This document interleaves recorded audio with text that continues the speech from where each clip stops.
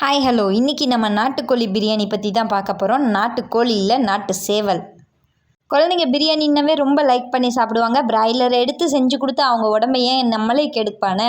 இந்த மாதிரி நாட்டுக்கோழியில் செஞ்சு கொடுங்க, ரொம்ப நல்லாயிருக்கும். அதுக்கு நான் பாஸ்மதி ரைஸ் தான் எடுத்திருக்கேன். 2 டம்ளர் ரைஸ் எடுத்து ஒரு 10 நிமிஷம் இல்லாட்டி அதிகபட்சம் 15 நிமிஷம் பிஃபோராக நம்ம ஊற வச்சா போதும். ஊற வச்சுட்டு ஒரு கைப்பிடி மல்லி, ஒரு கைப்பிடி புதினா ரெண்டையும் மிக்ஸ் பண்ணிவிட்டு இது கூடவே ஒரு பேக்கெட் 10 ரூபா பேக்கெட் தயிர், ஒரு பேக்கெட் தயிர், இதை ரெண்டையும் நல்லா மிக்ஸ் பண்ணி விட்டுட்டு அதுக்கப்புறம் ஒரு பெரிய சைஸ் லெமன் எடுத்து அதில் இருக்கிற சீட்ஸை ரிமூவ் பண்ணிவிட்டு அதுக்கப்புறம் புழிஞ்சு விட்டுப்போம். மேபி பெரிய சைஸ் இல்லை அப்படின்னா நார்மல் சின்னது அப்படின்னா 2 பழம் போட்டுக்கலாம். 1/2 kg நான் சிக்கன் எடுத்திருக்கேன், நாட்டுக்கோழி. இது நம்ம புழிஞ்சு விட்டு அதையும் ஒரு நல்லா மிக்ஸ் பண்ணி இதை தனியாக நம்ம எடுத்து வச்சுப்போம். இப்போ நம்ம பிரியாணி தாளிச்சிடலாம். அதுக்கு ஒரு குக்கரில் 1 டேபிள் ஸ்பூன் அளவுக்கு நெய் விட்டுக்கோங்க. அது உருகுனதும் நம்ம அது கூட ஆயில் ஆட் பண்ணிக்கலாம். ஆயில் ஹீட் ஆனதும் 2 பிரிஞ்சி இலை, 2 கல்பாசி, 2 பச்சை மிளகாய் கீறினது போட்டு லைட்டாக வதங்கினதும் அது கூட இஞ்சி பூண்டு பேஸ்ட்டு 2 டேபிள் ஸ்பூன் அளவு கொஞ்சம் நிறையவே எடுத்துக்கோங்க. இஞ்சி பூண்டு பேஸ்ட்டு கொஞ்சம் வாசனை போனதும் 10 கருவேப்பிலை சேர்த்துக்கோங்க.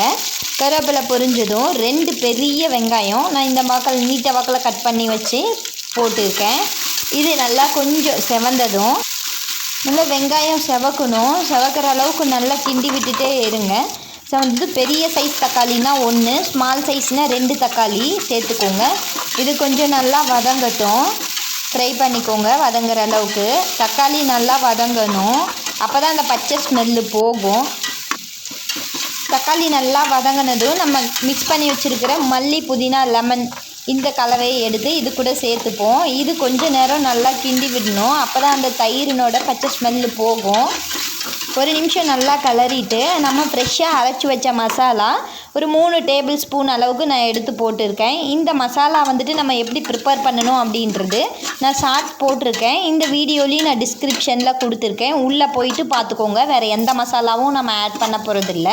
தேவையான அளவு உப்பு சேர்த்துக்கோங்க.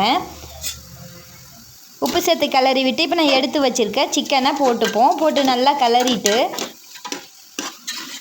ஒரு 5 மினிட்ஸ் நல்லா எண்ணெயிலேயே இந்த மாதிரி நல்லா கிளறி விட்டுட்டே இருங்க. ஒரு நிமிஷம் விட்டு இந்த மாதிரி கொஞ்சம் நல்லா கிளறி விட்டுக்கோங்க. நல்லா அந்த இஞ்சி பூண்டு பேஸ்ட்டு அந்த மசாலா எல்லாமே நல்லா ஸ்ப்ரெட் ஆகணும், அப்போ தான் அந்த டேஸ்ட்டு கொடுக்கும். இப்போ நம்ம 1 டம்ளர் அளவுக்கு தண்ணி சேர்த்து அதை ஒரு டைம் நல்லா கிளறி விட்டுட்டு குக்கர் மூடி போட்டு எனக்கு ஒரு 3 விசில் விட்டால் போதும். ஒரு குக்கரும் அந்த மாதிரி. என்னோடய குக்கருக்கு இது கொஞ்சம் அதனோட நாட்டுக்கோழி கொஞ்சம் ஹார்டு தான், அதனால் நான் ஒரு 3 விசில் விட்டுக்கிறேன், இல்லைன்னா 2 விசில் விட்டால் போதும். இப்போ ஓப்பன் பண்ணி பார்த்துடலாம். பாருங்கள், நல்லா வெந்துருச்சு. இப்போ நமக்கு தேவையே இல்லை. அடுத்து ரைஸ் நம்ம சேர்த்து 2 விசில் விட்டால் போதும், சாதம் ரெடி ஆயிரும். பேசிக்காக நம்ம ரைஸ்க்கு 1 டம்ளருக்கு 2 டம்ளர் அளவு தண்ணி வைப்போம், இல்லைனா 3 டம்ளர் சேர்த்துப்போம். இது பாஸ்மதி ரைஸ் அப்படின்றதுனால 1 டம்ளர் அரிசிக்கு 1.5 டம்ளர் தண்ணி சேர்த்தா போதுமானது. இப்போ நான் 2 டம்ளர் சேர்த்துருக்கேன் அரிசி, நான் 3 டம்ளர் தண்ணி சேர்த்துருக்கேன். கரெக்டாக பலன்னு வரும். அப்படி கொஞ்சம் உங்களுக்கு ஒரு மாதிரி தெரிஞ்சுது, வேகாத மாதிரி இருக்கிற மாதிரி தெரியுது அப்படின்னா இன்னும் ஒரு 1/4 டம்ளர் தண்ணி மட்டும் சேர்த்து வச்சுக்கோங்க. ஓப்பன் பண்ணி பார்த்துடலாம். பிரியாணி ரெடி ஆயிடுச்சு. பாருங்கள், பலன்ட்டு இருக்குது. இந்த மாதிரி தான் இருக்கும். ரைஸு ஒன்றோட ஒன்று ஒட்டாது, அந்த அளவுக்கு இருக்கும் பாஸ்மதி ரைஸ். பார்த்தாலே நல்லா தெரியுது இல்லைங்களா? ஸோ இன்னும் ஒரு 1/4 டம்ளர் தண்ணி சேர்த்து வச்சாலும் மேபி இந்த மாதிரி தான் இருக்கும், கொஞ்சம் ஒரு மாதிரி ஒட்டும், அவ்வளோதான். மற்றபடி இப்படி தான் இருக்கும். டேஸ்ட்டும் அப்படி தான் இருக்கும். நம்ம எந்த மசாலாவுமே மிக்ஸ் பண்ணல, ஆனால் டேஸ்ட்டு சூப்பராக இருந்தது. பாருங்கள், நாட்டுக்கோழி பிரியாணி ரெடி ஆயிடுச்சு. ஆனால் இது நாட்டுக்கோழி பிரியாணி தான், பட் மட்டன் பிரியாணி அளவுக்கு டேஸ்ட்டு சூப்பராக இருந்தது. இது வேறு எந்த மசாலாவும் கிடையாது, வீட்டிலே ரெடி பண்ண ஃப்ரெஷ் மசாலா மட்டும்தான் போட்டோம். இதுக்கு காம்பினேஷன் நான் தயிர் பச்சடி தான் ரெடி பண்ண போகிறேன். நீங்கள் வேணால் மேபி கிரேவி ஏதாச்சும் கூட ரெடி பண்ணிக்கலாம். அதுக்கு ஒரு பவுலில் 2 பேக்கெட் தயிர் எடுத்திருக்கேன்.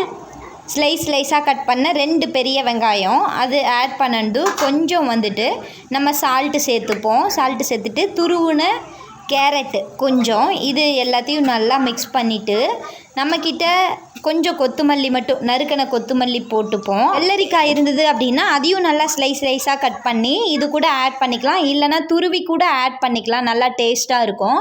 அது என்கிட்ட இல்லை, ஸோ அதனால் நான் மல்லி மட்டும்தான் ஆட் பண்ணியிருக்கேன். பிரியாணி வித் தயிர் பச்சடி ரெடி ஆயிடுச்சு.